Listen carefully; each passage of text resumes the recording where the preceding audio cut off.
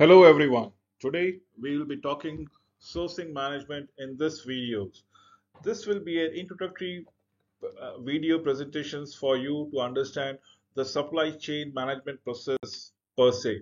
Remember, a 5% reduction in cost can have an impact that is equivalent to 25% increase in the bottom lines as far as turnovers are concerned. So see the importance, just a 5% reduction in cost and a 25% increase in the bottom line of the turnover. And that is where we need to understand the power of sourcing management. Cost control is of vital importance. Drivers, companies in all sectors are seeking to reduce cost, hammer down the cost, shorten product development times, and probably manage risk as per capacity. Supply chain management, there are essentially two types of sourcing: external sourcing and internal sourcing. When external sourcing involves everybody who is outside the companies, supply chain management involves relationships with the customers through marketing and sales, with the supplier through procurement function. Whereas in an internal sourcing, it involves your departmental, your function, your business units, your strategically located facility within the ambit of the organization. So, yes, we can partner with an external sourcing and also with the internal sourcing as far as supply chain is concerned. Supply chain, the transaction in supply chain are characterized by adding value up through the chain, incurring cost and consequent payments down the chain. A market economy can be viewed in terms of competing supply chain. Many sectors have therefore focused on reducing waste in the supply chain as a whole in the automobile industry. Let's say, for example, crane in the oil industry, crane in the oil industry. So this is what we are looking forward to as supply chain is concerned.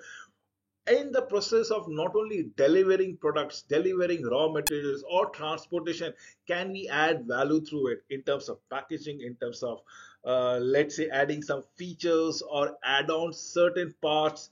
These are things that needs to be piled upon so that the overall reduction on the manufacturing cost is being affected. Types of sourcing relationship, there are single stage and double stage, where in stage sourcing standards item for a steady state of production or manufacturing process.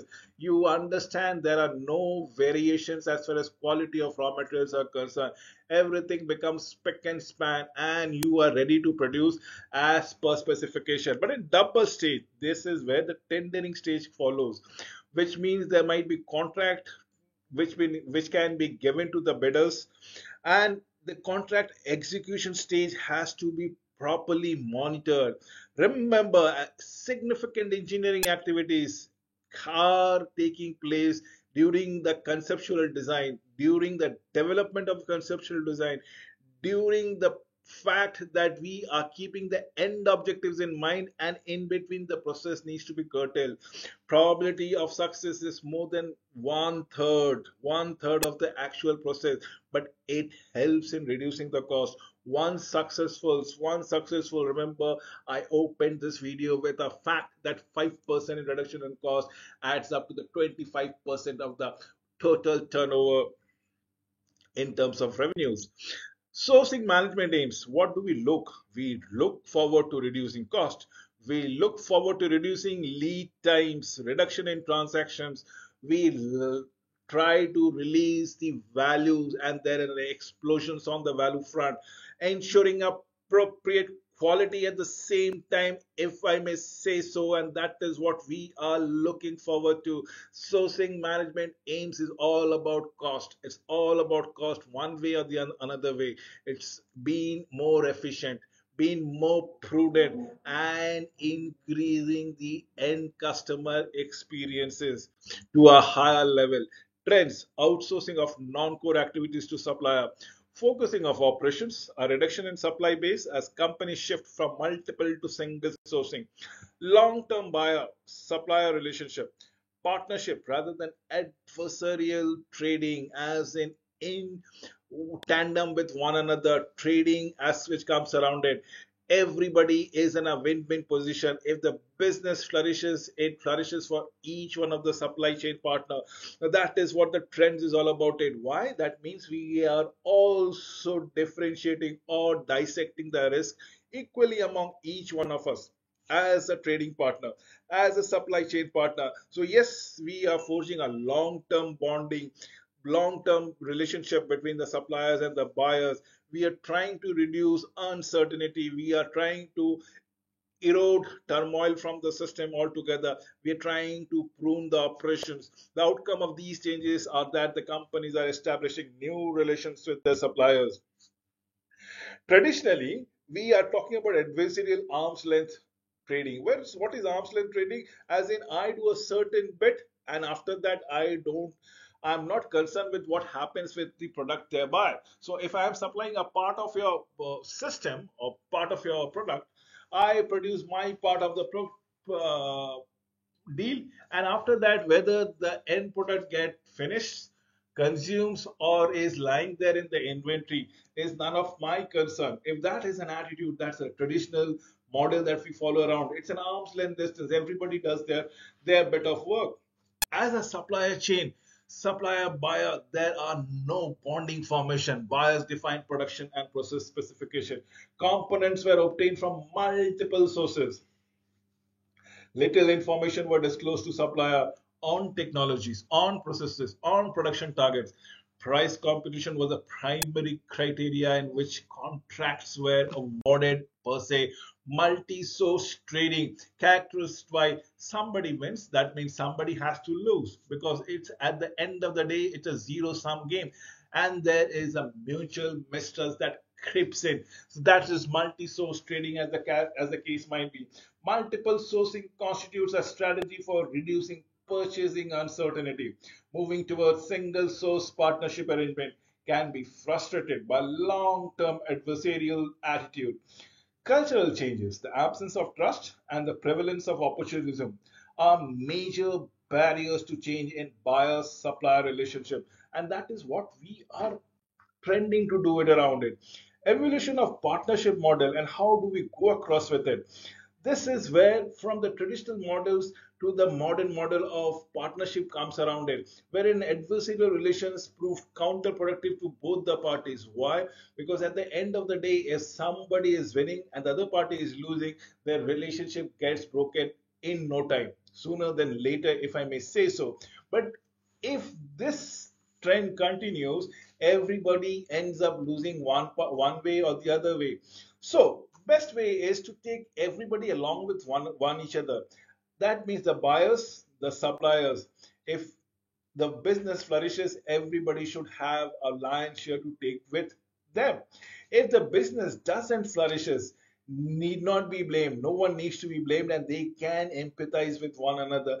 By 1980, the partnership model was being adopted to reduce cost, resolve scheduling problem, and probably other technical difficulties. Strategic change was required to implement total quality principle as was propelled by just in time. The partnership, the obligation model was characterized by close operation and strategic links between buyers and suppliers. The provision of technical and should I say managed assistance to supplier. In this case, what is the managed assistance? It might be funds, allocation of funds, it might be giving certain time lead, it might be giving certain knowledges, prior knowledges, it can be speciality, technical know-how that needs to be informed, and probably training has to be imparted. Well, once done and there, the preferred supplier status are being restored, and or the single sourcing agreement comes into effect. Outsourcing opportunities, strategic benefits of outsourcing to the best in class supplier, greater flexibility in purchasing of rapid developing new technologies, a reduction in design cycle time, higher quality, cost advantages due to higher volume production. The risk is transferred to the supplier. Less capital is required as the requirement for investment is transferred to supplier. This is major driver for the company, aiming to optimize return on capital expenditure, ROCE. Technology critical to the success. should never, I repeat, should never be outsourced. It should be the core product of the customer, of the company, and the company should own it altogether. And that is what outsourcing opportunities should be well defined within this ambit. Otherwise, quality might be compromised. Power relationship. In many cases, collaborative relationships are underpinned by strong buyer control, enforced through vetting, monitoring.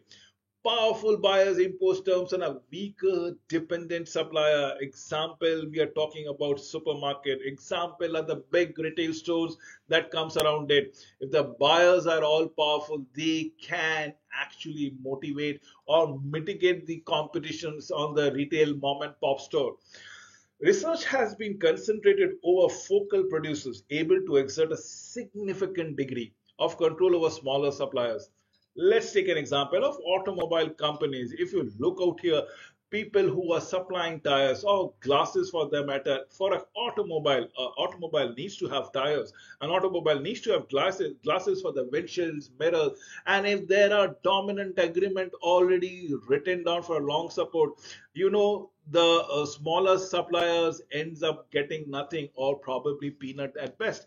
Other sectors such as engineer to order, that is made to order as on when we are manufacturing it.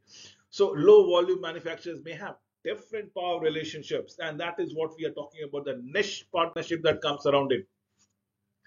Core activities can be interpreted in several ways. An activity traditionally performed internally, critical to the business performances, creating current or potential competitive advantage, driving future growth, innovations or rejuvenations of the enterprises. Now, these are the core activities which should never be imparted or given to somebody else, or in literal words, outsourced activity that are traditionally performed internally, critical to the business performances, critical to the business know-how, has potential competitive advantages, driving future growth, innovation, rejuvenations of the enterprises per se. The common doubts, if I may say so, are the new practices that is of piecemeal or considered in a particular sector, be it automotive or electronic industry.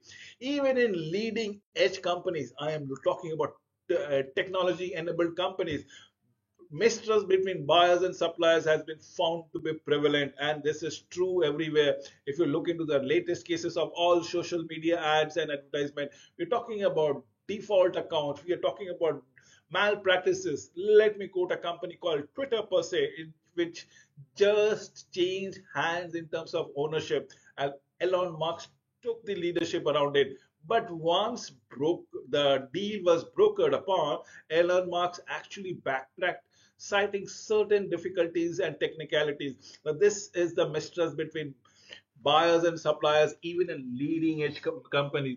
There have been difficulties experienced in establishing tired system of component supply. Many companies have struggled to implement just in time. Despite the importance of quality and delivery, price and cost are still the main deterrent for contracting awards, as the case might be.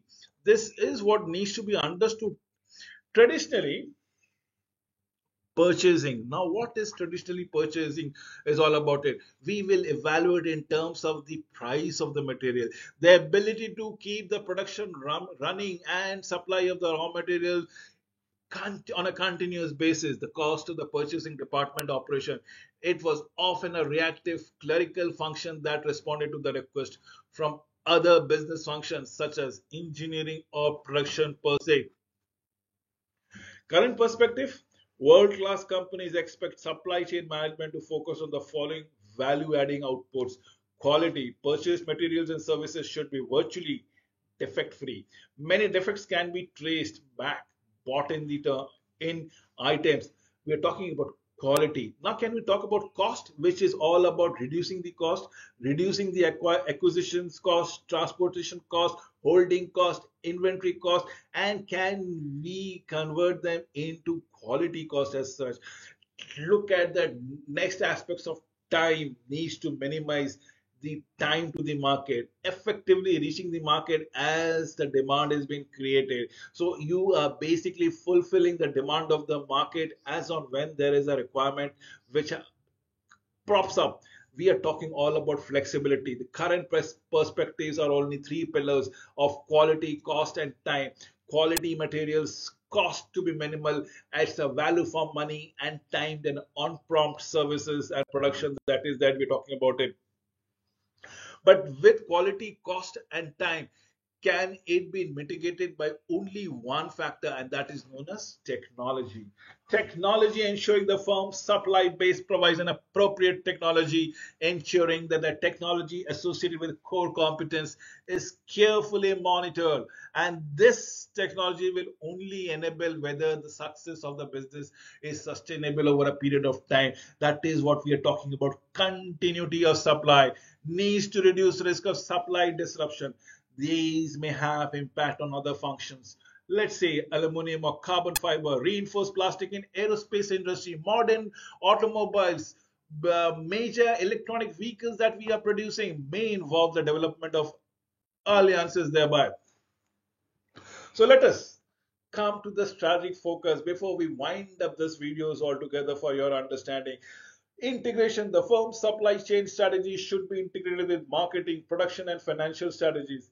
Business environment. Supply chain must address the identification of threats and opportunities with a particular reference to suppliers and customers. Technologies, access, and control. Avoid turning suppliers into competitors. Now, this is one major mistake that people often end up doing about access and control. Avoid turning suppliers into your competitors. Something which happened with iPhone and Samsung. Samsung was the original equipment manufacturer for iPhone, and now they are also giving a value for money or a run for money for the iPhone products itself.